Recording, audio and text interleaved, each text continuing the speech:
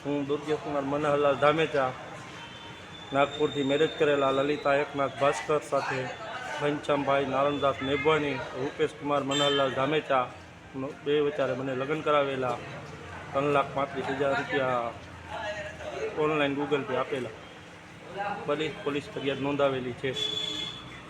Keshod police સ્ટેશનમાં ગત રોજ એક છેતરપિંડીનો ગુનો દાખલ થયેલો છે, જેમાં ફરિયાદી દુર્ગેશભાઈ મનહરભાઈ ધામેચા કે જેઓ કેશોદના રહે છે, જેઓના લગ્ન ન થતા હોવાથી તેઓ તેમના ભાઈ તેમજ કેશોદના ઘનશ્યામભાઈ નારણભાઈ નેભાણી, તેમના ભાઈ રૂપેશભાઈ નો સંપર્ક કરી અને આ બંને જણા છે અગાઉ એમના મિત્ર છે જે નાગપુરના એના રહીશ છે, તો તેઓએ અગાઉ આવી રીતે લગ્ન કરાવી દેતા હોય એમનો વાત જાણી એમનો સંપર્ક કરી અને ત્યાં નાગપુર જઈએ અને એક આરોપી છે લલિતાબેન, એમની સાથે સગાઈ તેમજ લગ્ન કરીએ તે દરમિયાન જુદા જુદા સમયે 2.5 લાખ જેટલી રકમ તેઓને આપી, તેમજ કેશોદ આવી અને તેઓની સાથે મંદિરમાં આરતોરા કરી અને બીજા પણ 51,000 એમ કુલ મળીને 3 લાખ જેટલી રકમ એમને આપેલી.